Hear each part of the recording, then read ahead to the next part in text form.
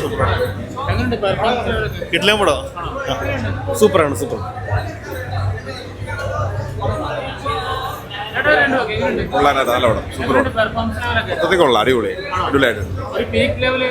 കാന്താര 1-നെക്കാട്ടും 2 അടിപൊളിയായിട്ടുണ്ട്. നല്ല ലെവലായിട്ടുണ്ട്. ഒരു രക്ഷയില്ല, കിടിലൻ പടമാണ്. മേക്കിംഗ് വൈസ് ആയാലും നമ്മളത് രോമാഞ്ച കാസൊക്കെ ഉള്ളിക്കുന്ന ഓരോരോ രാജുഷീട്ടയുടെ നീക്കങ്ങളായാലും അഭിനയമായാലും നമ്മള് വിസ്മരം ഇപ്പോഴും പറയുന്നുണ്ട്. കൈവൊക്കെ രോമാഞ്ചം. നാഷണൽ അവാർഡ് അതിനേക്കാളും മേളയൊക്കെ ഒരു അവാർഡ് ഉണ്ടെങ്കിൽ അതും ഏകദേശം കൊണ്ടുവന്ന തരത്തിലാണ് രാജുഷീട്ട് നമ്മളെ കൊണ്ടുവരിക്കുന്നത്. ഇപ്പോഴും എനിക്ക് എൻ്റെ ആ ഒരു ഇത് മാറിയിട്ടില്ല. അതുപോലൊരു പടമാണ് എനിക്ക്. പ്ലീസ് പറ്റുന്നില്ല എനിക്ക്. അടിപൊളിയായിരുന്നു. സെക്കൻഡ് ഹാഫ് സൂപ്പറാണ്. ഇഷ്ടപ്പെട്ടു. അടിപൊളിയാണ്. സൂപ്പർ പടം. വേറെ ലെവല്. ഏതാ പറയാൻ പറ്റൂല. 3 വർഷങ്ങൾക്ക് ശേഷം കാന്താര ചാപ്റ്റർ 1 ഇറങ്ങിയിരിക്കുകയാണ്.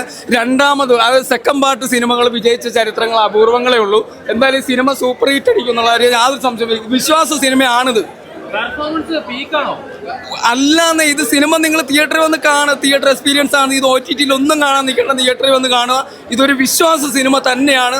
3 വർഷങ്ങൾക്ക് ശേഷം നിങ്ങൾ ആലോചിച്ച് നോക്കിയ സെക്കൻഡ് പാർട്ട് വിജയിച്ച ചരിത്രങ്ങൾ കുറവാണ്. ഇവിടെ കിടിലുണ്ട്. ഇവിടെ ഒരു വിഷ്വൽ ട്രീറ്റ് കാണണമെങ്കിൽ ഇവിടെ പറഞ്ഞു എന്ന് വെച്ചാൽ നമ്മൾ ആദ്യത്തെ ഒരു ഭാഗത്തിൻ്റെ ഒരു 100 ഇരട്ടി ഇതിനകത്ത് മുടങ്ങിയിട്ടുണ്ട്. അത്രയാണ് വിഷ്വൽ ട്രീറ്റ്. ഇത് OTT കാണരുത്. ഇത് മസ്റ്റായിട്ട് തിയേറ്ററിൽ തന്നെ കാണേണ്ട ഒരു പടമാണ്.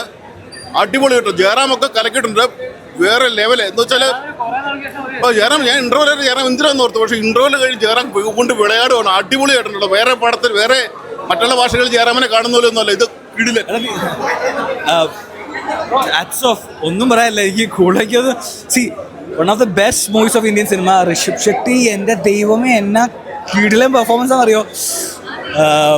മേക്കിംഗ് വൈസ് ആയാലും VFX ടോപ്പ് ക്വാളിറ്റി VFX അത്ര അടിപൊളി.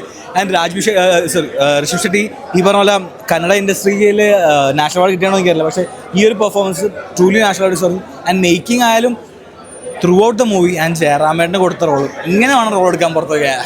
ഒത്തിരി സന്തോഷം. And super movie. ക്ലൈമാക്സ് എനിക്ക് രോമാഞ്ചമായിരുന്നു. കിട്ടില്ല. കൂടുതൽ പറയാമല്ലോ. പോയിട്ട് എടുക്കണം.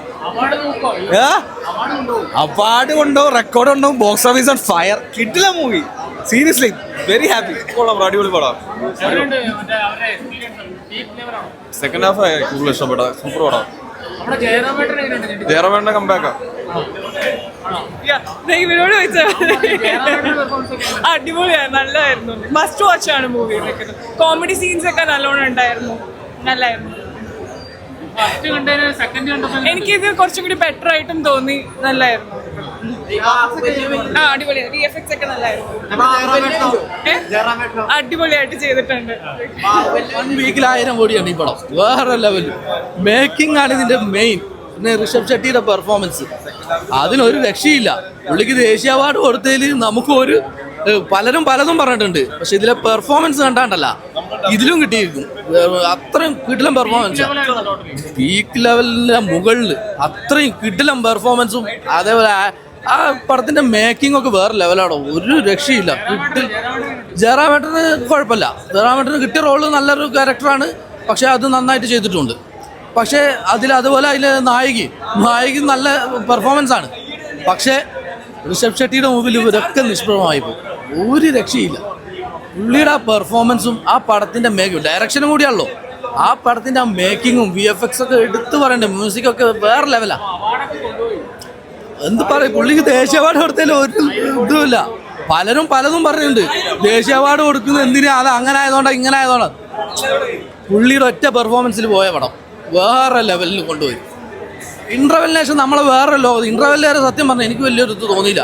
പക്ഷെ ഇൻ്റർവെല്ലിന് ശേഷം നമ്മളെ വേറൊരു ലോകത്തെ കൊണ്ടുപോയി നമ്മളാകെ തരിച്ചിരുന്നു പോകും. ആ പടത്തിൽ ലയിച്ചു പോകുക എന്നറിയില്ലേ. ആ പടത്തിൻ്റെ ഒരു മേക്കിംഗ്